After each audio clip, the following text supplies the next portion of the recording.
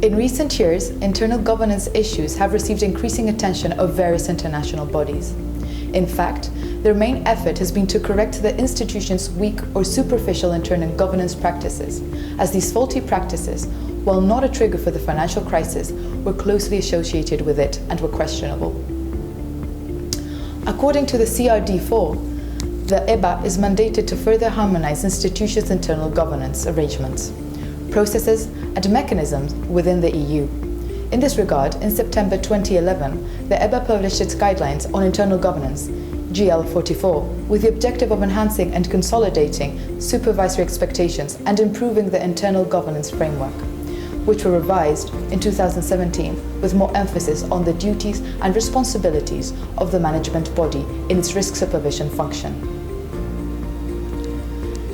In this context, in July 2021, the EBA published final guidelines on internal governance which update the previous ones and take into account gender diversity, money laundering, financing terrorist risk, and the management of conflicts of interest, including in the context of loans and other transactions with members of the management body and their related parties.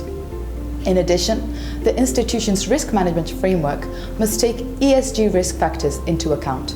This technical note summarizes the main aspects of these guidelines. At governance level, the duties and responsibilities of the management body, its supervisory and management function, organizational framework, and structure of the management body chairman and committees should be defined, and compliance with anti-money laundering regulation and a risk management framework that considers ESG risk factors should be ensured. The governance framework and organizational structure should be adequate and transparent, and should respect inter alia international standards on tax transparency, anti-money laundering, and terrorism financing at group level. Institutions should also have an outsourcing policy that considers the impact of outsourcing on the institution's business and the institution's risks. In the area of risk culture and business culture, an institution-wide risk-based approach should be adopted, considering all risks to which the institution is exposed, as well as conflicts of interest, internal audit procedures, and notification to competent authorities. In addition, institutional policy should be gender neutral and avoid any form of discrimination.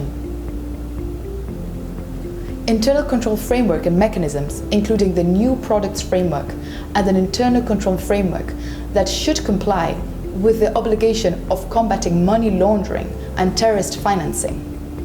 A sound business continuity management should be implemented with the objective to reduce the consequences from a disaster or extended interruption.